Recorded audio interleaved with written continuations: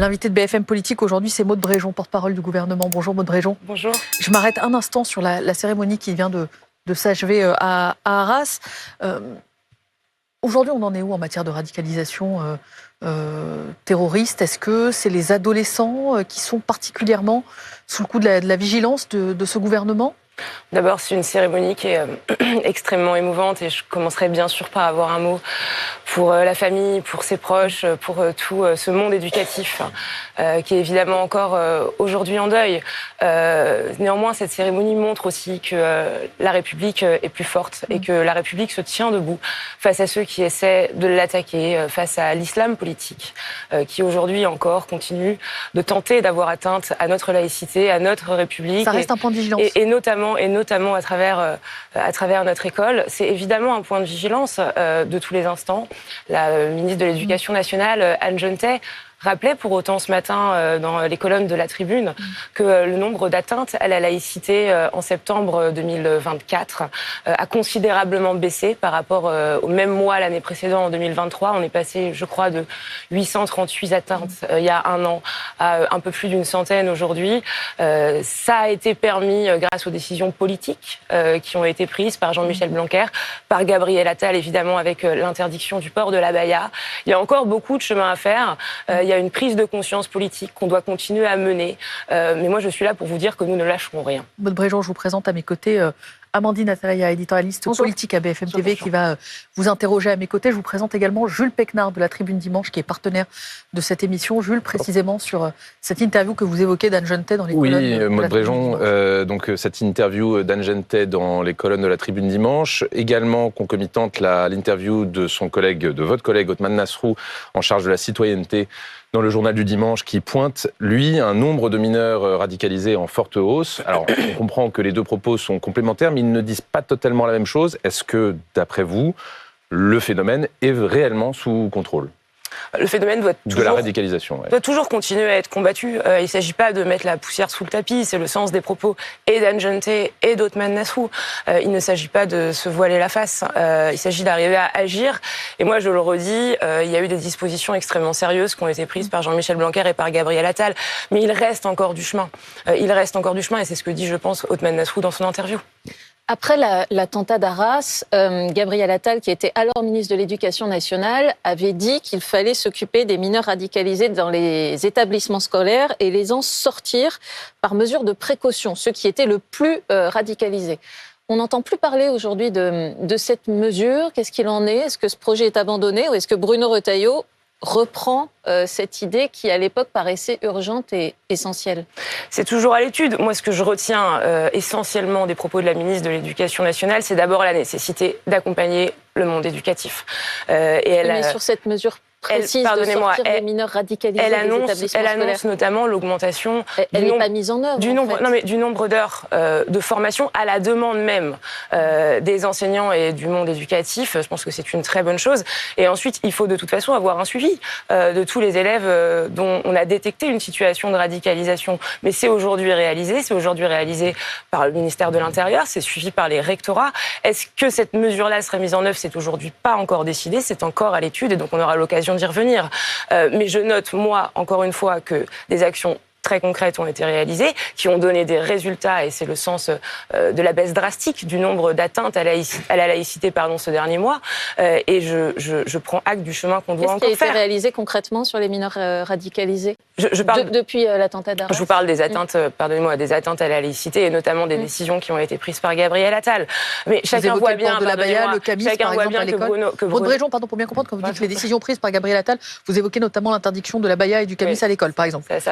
Nos téléspectateurs puissent suivre en même temps. Chacun voit bien que Bruno Retailleau a une détermination qui est absolue sur ces sujets, sur les sujets de radicalisation et plus globalement pour garantir la sécurité des Français, la sécurité des élèves, la sécurité des enseignants, et qu'il ne cédera pas un centimètre sur la question. Et je crois qu'aujourd'hui, sa volonté et sa détermination est une évidence pour tout le monde. Puisqu'on parle de Bruno Retailleau, plusieurs mesures sont à l'étude à la fois de son côté et du côté du ministre de la Justice, Didier Migaud, qui, à propos des mineurs, dit envisager de lever l'excuse de minorité ce qui permet d'avoir des peines plus lourdes pour certains mineurs, et de l'écarter en fait au cas par cas. Qu'est-ce que ça change, cette proposition de Didier Migaud, dans la mesure où en fait c'est déjà le cas aujourd'hui, puisque les juges peuvent précisément au cas par cas lever l'excuse de minorité pour les mineurs entre 16 et 18 ans. Quel est l'apport ou la nouveauté ? D'abord, Bruno Retailleau, puisque vous ouvrez votre question là-dessus, fait, je pense, aujourd'hui un constat, qui est le constat partagé par une très large majorité de Français. Que dit Bruno Retailleau ? Bruno Retailleau dit, en matière de sécurité, on a encore du chemin à faire.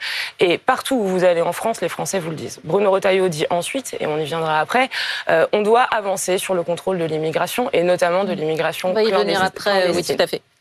Mais une fois qu'on a dit ça, minorité. on voit bien qu'on a en France aujourd'hui un travail à mener pour se doter d'un meilleur arsenal juridique, et ça passe par une réflexion sur l'atténuation de l'excuse de minorité. On en discutera au sein du gouvernement, on en discutera au sein du Parlement, mais face à des phénomènes de violence qui touchent des jeunes de plus en plus jeunes et avec des niveaux de violence de plus en plus importants, chacun, je crois, comprend bien, et ce n'est pas une question de droite ou de gauche, c'est juste une question de bon sens, qu'il faut qu'on fasse évoluer la législation. Oui, mais ce que je voudrais comprendre, c'est au-delà des mots, qu'est-ce que ça change concrètement, encore une fois, puisque les juges peuvent déjà lever l'excuse de minorité au cas par cas ? Eh bien, on étudiera une possibilité d'avoir une levée automatique, par exemple, de cette excuse de minorité, et voir jusqu'où est-ce qu'on peut la lever. Est-ce que c'est 16 ans ? Est-ce que c'est en dessous ? C'est des débats qui auront lieu au Parlement. Nous avions nous-mêmes on la supprime alors ? Nous avions nous-mêmes, il ne s'agit pas de la supprimer, il s'agit de l'atténuer. Nous avions nous-mêmes ouvert la porte à cette réflexion-là. C'était une demande qui a été formulée par le groupe de la droite républicaine de Laurent Wauquiez, qui, je comprends, fait débat. Gabriel Attal avait repris l'idée, mais ça n'a pas avancé pour le moment. D'où la question que peuvent se poser les Français. Parce que le gouvernement a été formé il y a quelques semaines. Néanmoins, l'annonce a été faite et par le Premier ministre et par Didier Migaud d'une réflexion qui allait être menée en ce sens. Je crois qu'encore une fois, il y a des attentes de davantage de fermeté et d'efficacité en matière de justice en France qui sont indéniables. Il faudrait être sourd pour ne pas entendre ce que nous demandent les Français. On peut, en sortant de l'émission, si vous voulez, je vous emmène au marché d'Antony sur ma circonscription. On les entend tous les jours. Vous les aussi, entendez, et je le sais bien sur les micro-trottoirs que vous faites, et plus globalement, j'imagine, dans chacun dans nos entourages. On ne peut pas rester aveugle face à cette demande-là. On ne peut pas rester aveugle. Maude Bréjon, vous dites que les Français sont en demande de plus de sécurité. Le pôle sécurité, il fonctionne par le ministère de l'Intérieur, le ministère de la Justice. Le ministre de la Justice, précisément, il s'est plaint cette semaine d'un budget, dit-il, pas à la hauteur dans les chiffres, dans la copie initiale, tout du moins celle qui a été présentée. Je dis dans la copie initiale, parce que vous allez me dire que ça va être réécrit au Parlement. Mais dans la copie initiale, on voit que le ministère de la Justice doit renoncer à peu près 500 millions d'euros dans son budget 2024, quand dans le même temps, la police, le ministère de l'Intérieur récupère 587 millions d'euros de crédits supplémentaires donnés plus à la police et moins à la justice. Est-ce que c'est un choix politique ? Alors, je voudrais être très claire, nous conservons et nous avons une attention toute particulière à l'ensemble des ministères régaliens. Le budget de la justice ne sera pas en baisse par rapport à ce que c'était, par rapport au budget de l'année précédente. Il doit renoncer à 500 millions d'euros qui étaient prévus d'augmentation. Et le projet de loi de finances tel qu'il est aujourd'hui prévoit notamment la création de plus de 600 emplois supplémentaires dans le domaine de la justice. Donc non, nous ne sommes pas en baisse. C'est moins que ce qui était prévu. Maintenant, il y a un effort national qui est demandé à l'ensemble des ministères. Mais je vous garantis aujourd'hui, pour avoir bien regardé ce projet de loi de finances, que la justice, l'intérieur et la défense sont particulièrement épargnés parce que, encore une fois, on estime que c'est un sujet absolument prioritaire, qu'il y a des enjeux qui sont colossaux et parce que simplement, on a entendu les demandes exprimées par les Français lors des élections législatives et que ces demandes, pour beaucoup, reposaient sur davantage d'ordre et davantage d'efficacité en matière de justice. Mais pour l'instant, ce que dit Didier Migaud, c'est que vous demandez plus d'efforts à la justice et un peu moins à l'intérieur. Non, il y a une augmentation du budget de la justice qui sera réelle l'année prochaine. Et je note d'ailleurs, sans dévoiler de secret, que le Premier ministre et que Laurent Saint-Martin sont restés, bien sûr, le ministre du Budget, se sont montrés ouverts à des évolutions en faveur d'un plus haut budget pour la justice lors du débat parlementaire. On ne rentrera pas, et je ne rentrerai pas ici dans les chiffres, mais j'ai aussi entendu Didier Migaud évoquer des échanges qu'il avait pu avoir avec le Premier ministre et le ministre du Budget, et se disant ainsi confiant d'une évolution qui irait dans le bon sens. Donc il n'y a pas de sacrifice demandé particulier à la justice par rapport aux autres ministères. On ne pourra pas reprocher à ce gouvernement d'avoir sacrifié quelconque ministère régalien. La sécurité des Français et l'efficacité de la justice sont pour nous une priorité absolue parce que c'est aujourd'hui une priorité absolue pour les Français. Un mot sur Bruno Retailleau. Est-ce que vous êtes 100% à l'aise avec tout ce qu'il dit, y compris lorsqu'il dit que l'état de droit n'est pas intangible? Vous savez, moi j'entends beaucoup de caricature à l'encontre de Bruno Retailleau depuis sa nomination depuis 2 ou 3 semaines. Le Rassemblement national dit il parle comme un porte-parole attendez. Que dit Bruno Retailleau, encore une fois? Bruno Retailleau dit on doit garantir davantage de sécurité pour le français et on doit continuer à reprendre le contrôle des flux migratoires. Bruno Retailleau est en fait extrêmement lucide. Et il fait là un constat de bon sens, mais qui est le constat qui, je crois, a été formulé par une large majorité de Français. Et vous le voyez, je pense, dans les échanges que vous pouvez avoir aussi. Et face à ça, il fait des propositions. Mais pardonnez-moi, Bruno Retailleau, qui a pour mission de garantir la sécurité des Français, ne va quand même pas devoir s'excuser d'avoir des idées. Donc vous êtes à l'aise avec tout ce qu'il dit pour répondre à la question d'Amandine. Pardonnez-moi, il fait des propositions sur les 3 échelles qui apparaissent comme pertinentes en la matière, à savoir l'international, avec un bras de fer qui doit être assumé pour obtenir les laissez-passer consulaires avec les pays d'origine, au niveau européen, avec une mise en œuvre la plus rapide possible du pacte asile-immigration qui doit permettre, je termine, de contrôler davantage les frontières européennes, et des propositions formulées, on y reviendra je pense sur le niveau national, qui appelleront de nouvelles dispositions législatives. C'est-à-dire, il va y avoir une nouvelle loi immigration, pour parler clairement ? Il faudra une nouvelle loi immigration pour adapter un certain nombre de dispositions. Et je me permets de prendre quelques minutes pour les expliquer. À quelle échéance? Bruno Retailleau a, par exemple, mis sur la table une proposition qui doit permettre de faciliter la prolongation de détention des étrangers en situation irrégulière qui présentent des profils dangereux dans les centres de rétention administratifs. Il propose que les profils les plus dangereux puissent être maintenus en détention, non pas au maximum 90 jours comme c'est le cas aujourd'hui, mais jusqu'à 210 jours. Pour le faire, on a besoin d'une loi. Ça passe par du législatif, c'est pas du réglementaire. Et donc on présentera ces propositions législatives plutôt en début d'année 2025, et on ne s'interdit pas, au sein de ces propositions législatives, d'y mettre d'autres dispositions qui, encore une fois, nous apparaîtraient au sein du gouvernement et avec les discussions qu'on aura avec les groupes parlementaires comme utiles pour protéger les Français. Il ne doit y avoir, Neila Latrousse, aucun tabou en matière de protection. Juste, vous êtes en train de nous dire qu'il y aura une nouvelle loi immigration début 2025, notamment pour augmenter la durée de détention dans les centres de rétention administrative. C'est une annonce. C'est précisément ce que je viens de vous dire. Et on ne s'interdit pas de réfléchir à d'autres dispositions qui pourraient être proposées dans cette loi. Ça se fera dans le cadre de discussions au sein du gouvernement. Ça se fera dans le cadre de discussions avec les groupes parlementaires à l'Assemblée et au Sénat. Est-ce que vous pouvez nous citer 1 ou 2 exemples de ce qui pourrait aussi être dans cette loi en début d'année à l'étude ? Aujourd'hui, on parle essentiellement de la prolongation de la durée de détention dans les centres de rétention administrative. Nous n'avons pas pris de décision supplémentaire. Pour autant, on entend, d'une part, nos compatriotes qui nous demandent de continuer à agir, et puis des groupes parlementaires qui font des propositions. Circulaire Valls, ce n'est pas du législatif, c'est justement du réglementaire. Ça. Alors, pour expliquer à ceux qui nous écoutent, c'est-à-dire que ça a occasionné une baisse du nombre de régularisation des sans-papiers via des critères à la fois familiaux de travail. Bruno Retailleau a dit que via une circulaire, il comptait la remettre en cause, donc ça ne passe pas par le Parlement. Donc ça, vous persistez, c'est hors débat parlementaire, même si certains de votre majorité n'étaient pas contents de ne pas être consultés à ce sujet. On agit, et c'est le cas de l'ensemble des gouvernements qui nous ont précédés, par voie législative et par voie réglementaire. Les deux ne sont pas incompatibles. La circulaire Valls, c'est quoi ?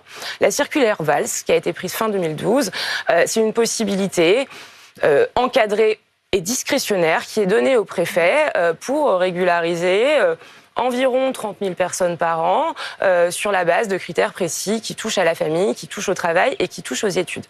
L'année dernière, 34 000 personnes ont été régularisées dans le cadre de cette circulaire, 22 000 sur des critères familiaux, 12 000 sur des critères de travail et environ 1 millier sur des critères liés aux études. Bruno Retailleau, et il a raison de le dire, affirme que ces régularisations doivent être aujourd'hui davantage encadrées, et donc la circulaire ne sera pas supprimée, elle sera remplacée avec des critères qui seront davantage restreints, et notamment sur des critères de régularisation dus au cadre familial. Alors ça, c'est pour la circulaire Valls que Bruno Retailleau veut en quelque sorte réécrire ou remplacer par une nouvelle circulaire pour rester sur la loi immigration que vous nous annoncez pour 2025. Dans les pistes qui peuvent être avancées, est-ce qu'il est question, par exemple, de reprendre des dispositions qui ont été censurées par le Conseil constitutionnel lors de la précédente loi qui avait été adoptée en décembre dernier? La droite y tient beaucoup, par exemple.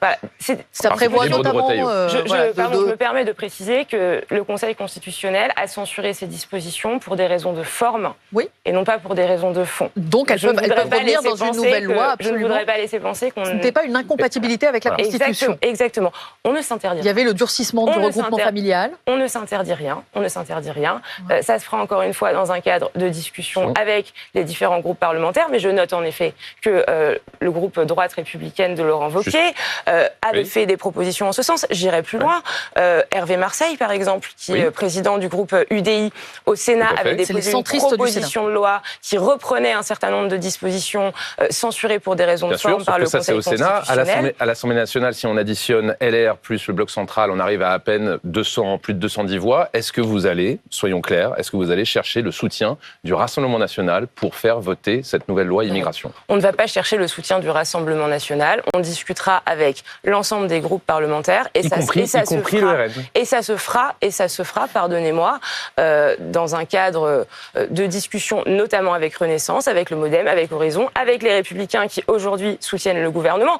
Je ne vous dis pas qu'on va aller négocier avec le Rassemblement national. Mais est-ce que vous allez discuter avec eux? Vous voulez m'emmener? Est-ce que vous allez discuter avec eux? Parce que c'est important pour eux. Ça fait partie de leurs fondamentaux, l'immigration.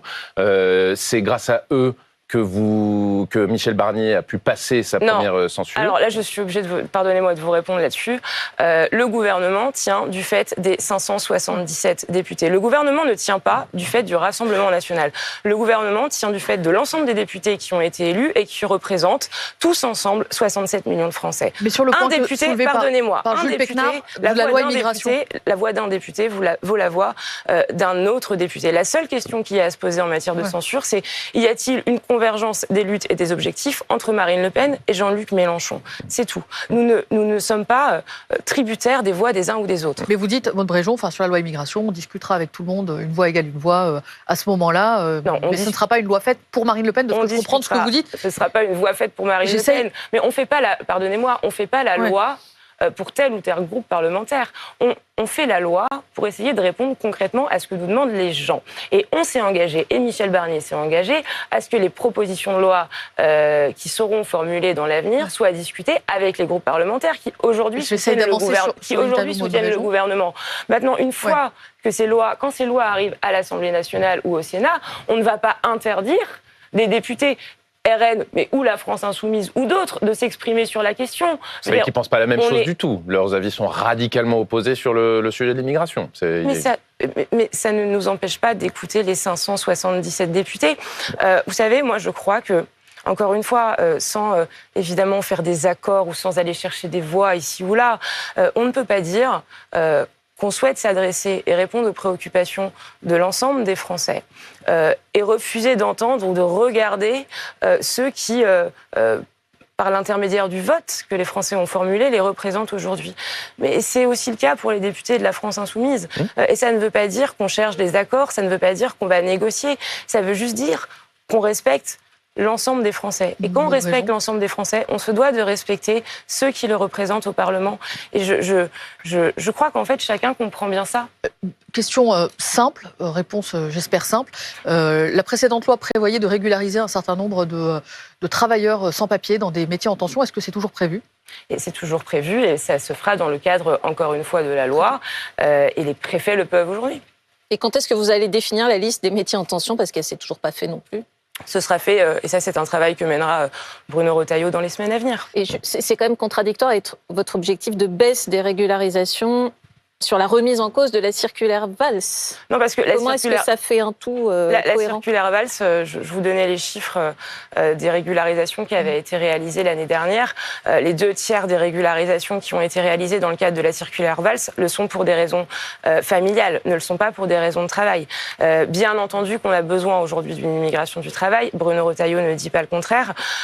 Mais on a au sein de cette circulaire Valls des critères notamment de regroupement familiaux qui existent et qu'il convient de restreindre. Maude Bréjon, j'en viens au budget 2025.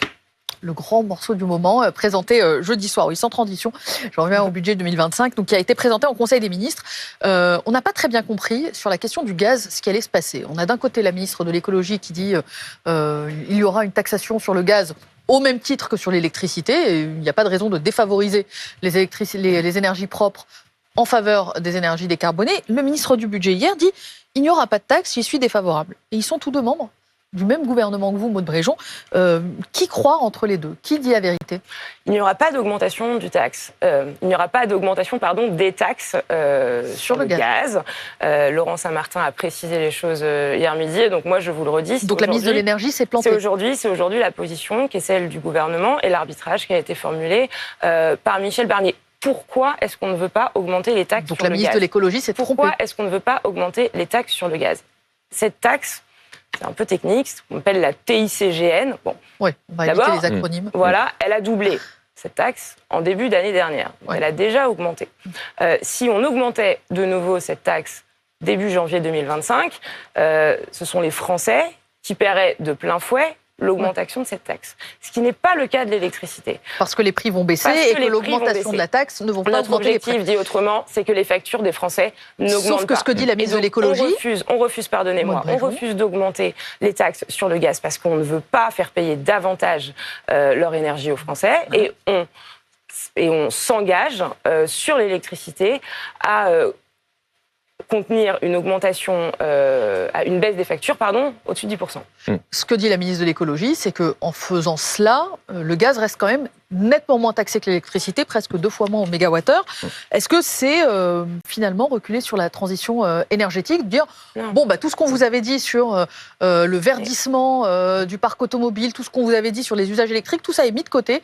Finalement, l'énergie propre coûtera toujours plus cher que l'énergie pas propre. La transition énergétique, elle doit être acceptée et acceptable. Et pour ça, je pense que ça ne peut pas passer par de l'argent qu'on irait chercher dans les poches des Français. Vous savez, il y a 12 millions de Français qui se chauffent aujourd'hui au gaz. 12 millions de Français. Ouais. Comment pourrions-nous aller expliquer, alors que beaucoup d'entre eux ont déjà du mal à boucler les fins de mois, qu'on procède à une augmentation de la taxe début janvier qui se répercuterait directement sur leurs factures ? Je suis désolée, l'écologie punitive et l'écologie qui consiste à faire payer toujours davantage aux gens, c'est pas la solution. Cela dit, Maude Bréjon, en tout cas, l'électricité, les foyers, et ils sont à peu près 20%, ça fait 6 millions qui paient une électricité à taux fixe, vont voir cela, leur facture augmenter. Et parmi eux, il y a des professionnels. Enfin, on pense par exemple à des boulangers, à ceux qui s'occupent de pressing ou autre. Est-ce que vous avez prévu pour cela des aides pour compenser la hausse de leur facture ? Sur l'électricité, 80% des particuliers sont au tarif réglementé et verront leur facture, c'est notre engagement, diminuer d'autour de 10% Tout à fait. En début d'année prochaine. Concernant les 20% restants qui sont au prix de marché, ils ont en réalité déjà bénéficié des baisses depuis le début des baisses des cours de l'électricité. Donc, je comprends parfaitement votre question, mais ceux-là ont déjà bénéficié de la baisse du marché, ce qui n'est pas le cas pour ceux qui sont au tarif réglementé, puisque les tarifs réglementés vont être mis à jour en début d'année. Voilà. Donc rien de plus n'est prévu, l'effort est assumé les concernant. Pas en tout cas dans la copie qui est celle présentée par le gouvernement, le cadrage est celui que je viens de vous donner, à savoir une baisse des factures pour 80% des Français et des baisses de factures qui ont déjà été enregistrées pour les 20% restants. Pour autant, on reste, et on l'a beaucoup dit, extrêmement ouvert à la discussion au sein du débat parlementaire, avec, je le rappelle, un cadre budgétaire sur lequel il conviendrait de revenir. Nous allons terminer l'année à plus de 6% de déficit. Nous serions à environ 7% l'année prochaine si on ne fait rien. Ça nécessite d'aller chercher 60 milliards dans un temps record, un budget qui a été réalisé en quelques semaines. C'est difficile. Moi, j'ai conscience d'être porte-parole d'un budget qui est en partie impopulaire, qui est un budget de combat, mais qui est un budget nécessaire pour redresser les finances publiques françaises. Parce qu'un pays qui laisse filer son déficit, c'est un pays qui va dans le mur. Et je voudrais dire autre chose. C'est un budget qui s'inscrit dans une trajectoire. Et on va évoquer tout cela. Maud Bréjon, il nous reste encore du temps dans quelques instants. Ces questions et toutes celles que vous posez de chez vous sur la santé, les impôts, le pouvoir d'achat. Vous restez avec nous, Maud Bréjon. À tout de suite dans BFM Politique. Toujours avec Maud Bréjon, porte-parole du gouvernement, invité de BFM Politique en partenariat avec la Tribune Dimanche. Maud Bréjon, il y a un téléspectateur qui nous écrit sur le budget, Ignace, qui nous demande « Bonjour, est-il prévu que l'effort national soit demandé aux députés et sénateurs en réduisant leurs frais et leurs indemnités ?» Je crois que c'est la question suivante qui s'est affichée à l'antenne. Ignace demande, est-ce que les députés et sénateurs vont réduire leurs frais et leurs indemnités au titre de l'effort demandé à l'ensemble des Français ? Aujourd'hui, c'est une décision qui est souveraine de l'Assemblée nationale et du Sénat. Donc moi, je n'ai pas à me prononcer là-dessus au titre de la séparation des pouvoirs entre l'exécutif et le législatif. Néanmoins, ce sera à eux de décider. Néanmoins, c'est évidemment à eux de décider. Ce n'est pas le gouvernement, qui décide, et c'est bien normal, ce genre de choses. Alors, question plus large, parce qu'on a déjà parlé des efforts que vous allez demander aux Français, mais les budgets de l'Assemblée nationale, du Sénat et de l'Élysée vont, eux, augmenter pour l'année 2025. Comment est-ce que vous pouvez expliquer aux Français, et c'est peut-être légitime, mais qu'ils doivent tous faire des efforts, mais que cet effort collectif ne concerne ni l'Élysée, ni l'Assemblée nationale, ni le Sénat? Je comprends complètement la question. Expliquer un petit peu quand même comment ça se passe derrière. Les pouvoirs publics, l'Assemblée nationale, le Sénat notamment, font leur demande de dotation lors de la construction du projet de loi de finances au gouvernement. Et au titre, encore une fois, de la séparation des pouvoirs, le gouvernement se doit d'inscrire ses demandes de crédit, ses demandes de dotation au sein du projet de loi de finances, donc du budget, sans négociation. Et il appartient ensuite à l'Assemblée nationale et au Sénat, lors des débats parlementaires qui auront lieu dans les semaines à venir, de trancher et de modifier les demandes initiales qui ont été formulées. Mais au nom du gouvernement, vous avez... Je comprends parfaitement votre question, je comprends parfaitement le questionnement que ça peut susciter chez nos concitoyens, mais il n'appartient pas à un ministre, encore une fois, de se prononcer sur l'avis du Parlement. Et je pense que c'est en fait plutôt sain. Du reste, qu'il y ait des augmentations dues à l'inflation, comme c'est le cas pour l'ensemble ou pour une grande majorité des budgets de l'État, ça peut aussi s'expliquer sans balayer les questionnements que ça peut susciter. Ne rentrons pas non plus dans un débat qui amènerait à une petite musique anti-politique et anti-élu. C'est difficile d'être député. Hein. Moi, je connais bien, je l'ai été pendant 2 ans. Est-ce que vous diriez, comme la présidente de l'Assemblée nationale, il n'y a rien à économiser à l'Assemblée nationale? En tout cas, c'est une mission de tous les instants.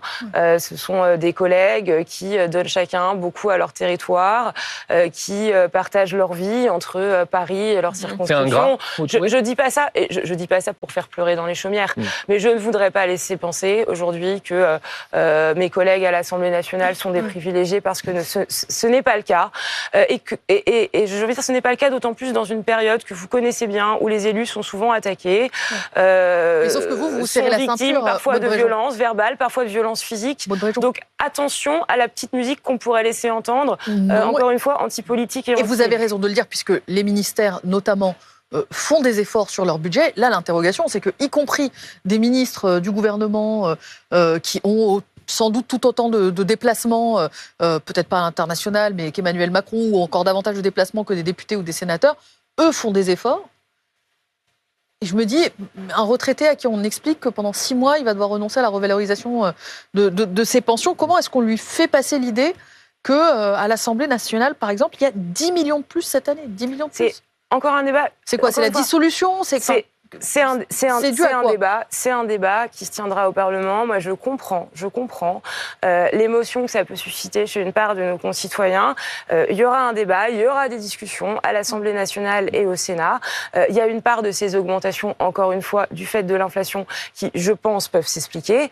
Et pour le reste, je le redis, malgré tout, parce que même si des efforts sont demandés, et notamment à ceux qui le peuvent le plus, l'État et les ministères, le budget de l'État donnera l'exemple sur les économies qui sont demandées.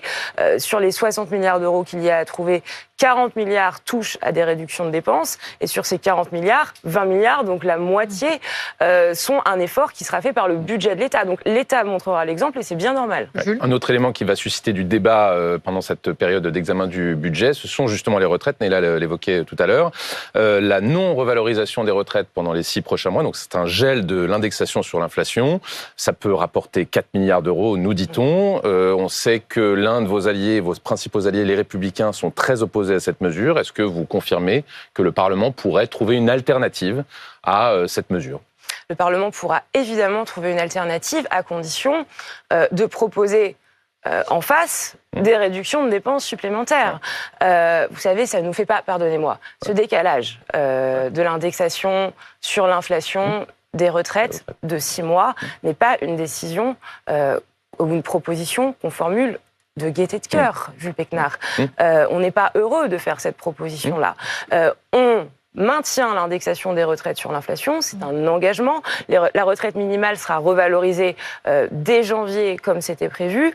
Du reste, on demande effectivement un effort de 6 mois, mais qui est un effort qui nous semble aujourd'hui nécessaire. Maintenant, si le Parlement a des propositions à formuler pour rester dans le cadre budgétaire des fameux 60 milliards, mais permettre de baisser davantage de dépenses ici ou là, on sera parfaitement ouvert. Est-ce qu'il peut y avoir une piste, par exemple l'abattement de 10% sur les pensions et les retraites, ça pourrait rapporter plus de 4 milliards d'euros, est-ce que ça peut être une piste L'abattement pour frais professionnels dont bénéficient les retraités, abattement de 10%. C'est vrai qu'on entend ce débat dans le bloc central. Certains qui disent tout sera discuté. Pourquoi il y a des abattements professionnels. Et moi, j'entends beaucoup de propositions. Donc ça peut être discuté. Vous dites, vous n'êtes pas fermé à ce type de proposition. Nous, on n'est pas fermé par principe. Vous savez, il y a encore une fois un budget qui est un budget difficile à construire en un temps record. Michel Barnier, Laurent Saint-Martin, notre gouvernement, on met des propositions sur la table. Au fond, on formule une équation qui marche, une équation qui nous semble équilibrée et qui nous semble juste, qui n'est pas facile à réaliser, mais qui nous semble juste. Avec un effort principal sur la réduction des dépenses et des contributions, pardonnez-moi, ciblées et temporaires, notamment pour ceux qui le peuvent le plus. Du reste, on étudiera, et c'est normal, c'est le débat parlementaire, toutes les propositions qui seront formulées à l'Assemblée nationale et au Sénat, et le gouvernement se positionnera et prendra le temps de le faire sur chacun des amendements et acceptera les amendements qu'il estime être bons pour le pays, avec 2 lignes rouges. La première, c'est le maintien du cadre budgétaire tel qu'il est présenté, parce que c'est bon, parce que, pardonnez-moi, mais redresser les finances publiques, c'est protéger les Français et c'est protéger le pays à moyen terme, et en préservant autant que possible les classes moyennes qui travaillent. Puisque tout est ouvert à la discussion parlementaire, est-ce qu'il peut y avoir à l'issue des débats moins de 4000 suppressions de postes, par exemple, dans l'éducation nationale ?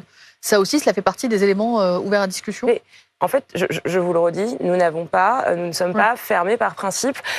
La méthode Barnier, c'est aussi accepter d'avoir un gouvernement qui formule des propositions, mais qui n'arrive pas avec un dossier qui serait fixé, qui serait figé, sur lequel aucune discussion serait possible. Mais je vous repose ces questions, Aude Réjean, parce que vous entendez bien les syndicats d'enseignants, vous entendez bien la communauté éducative qui s'est émue de ces suppressions de postes. Donc leur dire, ça peut bouger à l'issue des débats, c'est un élément aussi important et de confiance pour eux. Mais le principe d'un débat parlementaire, c'est de permettre à un projet de loi, que ce soit le budget ou n'importe quel autre, de pouvoir être amendé.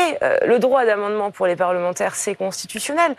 Donc bien sûr qu'on est ouvert à faire évoluer ce projet de loi. Ce qu'on dit, c'est que notre responsabilité, c'est de redresser la trajectoire des finances publiques. Aude Réjean, sur cette mesure précise, cette idée de supprimer 4000 postes d'enseignants, les enseignants peuvent se demander, Michel Barnier avait dit qu'il s'agissait uniquement de réduire un nombre de postes de fonctionnaires qui n'étaient pas en contact avec le public. Alors, les enseignants déjà sont en contact avec le public, donc première contradiction.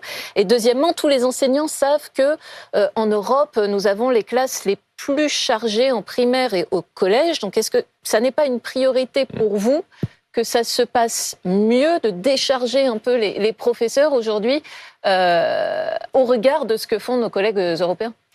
L'école est une priorité absolue et je ne voudrais pas qu'on puisse penser le contraire. Néanmoins, il y a des faits démographiques qui sont extrêmement factuels. Nous aurons l'année prochaine près de 100 000, 96 000 élèves scolarisés en moins. Si on suivait cette courbe démographique à la lettre, c'est 4 800 enseignants de moins dotés dans les écoles l'année prochaine. Bon, déjà, on est, si je puis dire, un peu mieux disant par rapport à ce que le suivi de la démographie nous amènerait à faire. Et ensuite, il n'y aura pas, pardonnez-moi, de décision brutale. Il y aura des discussions à l'Assemblée nationale, il y aura des discussions avec le monde enseignant pour qui on a un respect total et absolu, et les choses se feront en bonne intelligence. D'ailleurs, en parallèle, et on n'en parle pas suffisamment, mais le gouvernement a annoncé, et nous avons annoncé la création de 2000 places d'aidants, d'AESH supplémentaires. J'aimerais qu'on puisse aussi un petit peu en parler et le mettre en valeur. Notamment les personnels qui accompagnent notamment les élèves en situation de handicap qui sont intégrés dans des classes ordinaires. Et c'est autant de vies d'élèves et de familles derrière qui changeront. Donc on essaie vraiment, dans le cadre budgétaire contraint qui est le nôtre, de préserver ce qui est ce joyau de l'éducation nationale. Je vous arrête là-dessus. Est-ce qu'il n'y a pas une dissonance entre ce que vous dites, qui dans les chiffres paraît tomber sous le sceau du bon sens, et ce qu'a dit Michel Barnier lui-même, ce qui correspond au ressenti du terrain? Il a dit lui-même dans sa déclaration de politique générale: nous devons trouver des réponses aux défis posés par le remplacement des professeurs absents. Est-ce que cette suppression de 4000 postes, est-ce que ça colle avec cette réalité ressentie sur le terrain? Néanmoins. On entend parfaitement ce qui est ressenti sur le terrain. Vous savez, moi je l'entends dans ma circonscription par les enseignants et par les familles et par les élèves.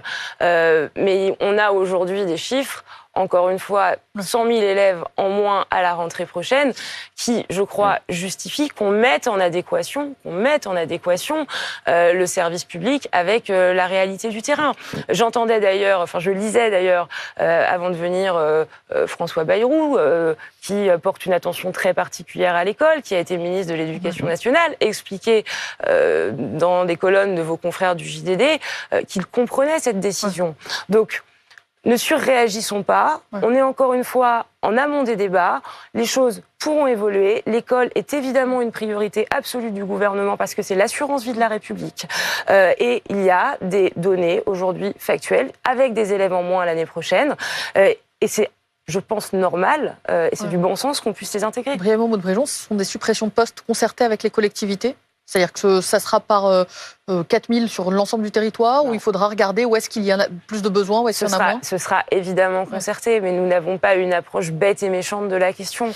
Ce sera concerté avec les collectivités, ce sera concerté avec les associations, avec les syndicats d'enseignants, et c'est normal de le faire comme ça. Nous n'avons pas pour volonté de brutaliser quelque institution que ce soit. Nous avons un contexte aujourd'hui qui n'est pas le même que celui qu'il était l'année précédente ou l'année d'encore avant, et on essaie de faire au mieux avec les ressources qui sont les nôtres. Je poursuis sur les préoccupations des Français et de ceux qui nous regardent. La santé, est-ce que se soigner coûtera plus cher l'an prochain? Se soigner, évidemment, encore une fois, est également une priorité. Ça fait aussi partie des priorités qui avaient été annoncées par Emmanuel Macron. Oui, et d'ailleurs, question simple, ça coûtera plus cher, ça ne coûtera pas plus cher? Le budget de l'assurance maladie sera en hausse l'année prochaine. Le budget de l'assurance maladie sera en hausse d'un peu moins de 3%. Ça représente 9 milliards d'euros. Il y a des réflexions qui sont menées, qui sont incluses dans le projet de loi de finances de la sécurité sociale, notamment sur la question des indemnisations journalières pour des cas d'absentéisme. C'est, je pense, une réflexion légitime. Mais nous resterons, et je le dis aujourd'hui, un des pays, par exemple, avec le reste à charge le plus faible de tous les pays de l'OCDE. Donc, il faut quand même, pardonnez-moi... Le reste à charge, c'est ce que payent les mutuelles. Il faut raison garder sur la question. Mais néanmoins, les mutuelles vont certainement, comme il y aura une baisse du remboursement par la sécurité sociale du montant des consultations, les mutuelles vont devoir compenser. Donc, est-ce que vous savez que ça va toucher particulièrement les seniors ou bien ceux qui, par exemple, ont des affections longue durée? Ceux-là, qu'est-ce que vous leur dites aujourd'hui pour... Est-ce que vous essayez même de les rassurer ou est-ce qu'il faut qu'ils admettent qu'ils doivent contribuer à l'effort eux aussi? En sachant, pour compléter, que les mutuelles ont augmenté leur cotisation, le prix de leur cotisation de 8% l'année dernière. On est parfaitement au fait et lucide sur la situation et on s'engage à ce que ces modifications qui interviendront dans le cadre du projet de loi de finances de la sécurité sociale n'impactent pas les plus fragiles et notamment ceux qui C'est un appel que vous lancez aux mutuelles qui sont aujourd'hui dans le cadre d'infections de longue durée. C'est-à-dire vous demandez aux mutuelles d'être raisonnables dans l'augmentation des tarifs, par exemple ? Il y aura évidemment une discussion avec les mutuelles. De quoi on parle ? On parle de ce qu'on appelle le ticket modérateur. C'est la part de remboursement qui touche à la sécurité sociale contre la part de remboursement qui touche aux mutuelles. Une évolution, effectivement, pourra avoir lieu de façon à demander aux mutuelles de supporter une charge un peu plus importante, ça se fera en discussion avec elles et le gouvernement sera extrêmement vigilant à ce que les répercussions sur le prix des mutuelles soient le plus faibles possible. Néanmoins, le budget qui aujourd'hui est alloué à la santé est un budget colossal. Mais vous savez ce que se disent les Français qui nous écoutent au fur et à mesure de l'émission, c'est qu'en fait tout ça, finalement, ce sont des hausses d'impôts déguisées pour les Français, que ce soit des retraités, ceux qui se soignent, ceux qui achètent des voitures, des hausses d'impôts déguisées en fait. Non. On fait aujourd'hui au mieux pour préserver les domaines qui sont pour nous des domaines essentiels. Mais vous prenez la santé, par exemple. Je reviens sur mon exemple des indemnités journalières. L'État prend en charge, quand vous êtes en arrêt maladie, une partie de vos indemnités journalières. En 2017, ça coûtait environ 8 milliards d'euros par an à l'État. D'accord ? Aujourd'hui, donc l'année 2024, ça aura coûté environ 17 milliards. Parce que les absences ont augmenté et que ces absences durent bien plus longtemps que ce que c'était il y a quelques années. Bon, on voit bien que c'est une situation qui n'est pas normale et donc il est, je crois, légitime qu'on plafonne, par exemple, les indemnités journalières. Pour autant, je le redis, sur l'essentiel, nous préserverons évidemment la capacité de l'État à permettre aux Français de se soigner et c'est bien normal. C'est un budget difficile, mais sur les sujets de la santé comme sur l'éducation, on sera extrêmement vigilant et le débat se tiendra au Parlement. Est-ce qu'il est si difficile, précisément, que ce budget, vous n'aurez d'autre choix que de le faire passer par 49.3 ? Notre volonté, c'est vraiment de laisser le débat se faire. C'est pas contradictoire. Vous pouvez laisser se faire le débat et choisir le 49.3 à la fin. Il y a une certitude, c'est qu'à la fin, il faudra un budget pour la France. Ouais. Je pense qu'on est tous d'accord là-dessus. Du reste, le débat doit pouvoir se tenir autant que possible à l'Assemblée nationale et au Sénat. Mais ça, le débat va se tenir. Mais est-ce que, pour vous, la possibilité est ouverte d'utiliser un 49.3 ? On ne ferme pas la porte par principe, puisque à la fin, il faudra nécessairement un budget pour le pays. Mais ce n'est pas notre souhait. Notre souhait, c'est que le débat puisse se tenir jusqu'au bout, que les parlementaires puissent prendre leurs responsabilités, qu'on puisse voir et dire aux Français ce qu'est la proposition de budget qui aura été, in fine, proposée par l'Assemblée nationale et par le Sénat en sortie de commission et en sortie d'hémicycle. Mais on ne s'interdit pas, par principe, d'avoir recours à un outil qui est un outil constitutionnel. Mais quand vous voyez certains réfractaires dans la majorité, y compris par exemple Gérald Darmanin, dont vous êtes proche, qui dit qu'il envisage de ne pas voter le budget parce que les hausses d'impôts ne lui conviennent pas, est-ce que vous avez envie de leur dire revenez à la raison et rejoignez-nous ? La question que je pose aujourd'hui, c'est sommes-nous d'accord sur le constat ? Sommes-nous d'accord pour dire que 6,1% de déficit cette année, ce n'est pas acceptable, que 7% l'année prochaine, si on ne fait rien, c'est courir à la catastrophe. Donc Gérald Darmanin n'est pas lucide. Pardonnez-moi, si la réponse est oui, on doit trouver 60 milliards d'euros en quelques semaines. Je ne dis pas que notre copie, elle est parfaite, et j'entends les critiques qui peuvent être formulées ici ou là sur la question des impôts, qui, je le rappelle, toucheront en priorité les plus fortunés et les entreprises qui font le plus de profit. Non, ça touchera tous les Français. Les hausses d'impôts, contributions exceptionnelles et ciblées, toucheront les Français. Oui, mais il y a le malus sur les voitures, il y a les dépenses sur la santé, il y a le... Donc, J'en reviens à votre question sur les critiques qui peuvent être formulées ici ou là. On a un budget qui est difficile, et on le sait. On a un devoir de responsabilité vis-à-vis du pays, parce qu'on ne peut pas laisser filer le déficit comme c'est le cas aujourd'hui.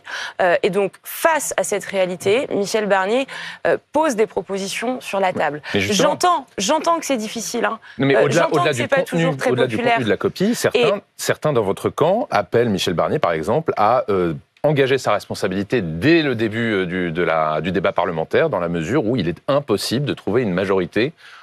Vu que vous êtes 213 sur 577, il n'y a pas de... Pardonnez-moi, le respect du parlementarisme, c'est accepter de laisser le débat se tenir à l'Assemblée nationale, se tenir au Sénat, même si parfois on perd sur certains amendements, même si l'orientation prise n'est pas exactement celle que souhaitait le gouvernement, mais je crois que c'est sain.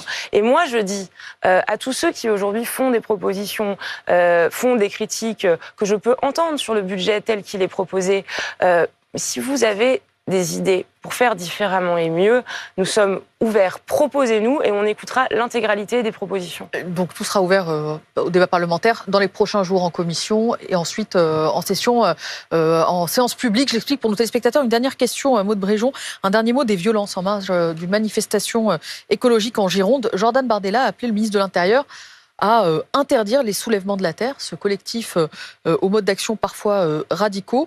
Quelles sont les suites envisagées après ce qu'on a vu hier en Gironde pour les soulèvements de la terre? On sait que Gérald Darmanin avait essayé de dissoudre ce collectif, mais que la justice l'avait débouté. Oui.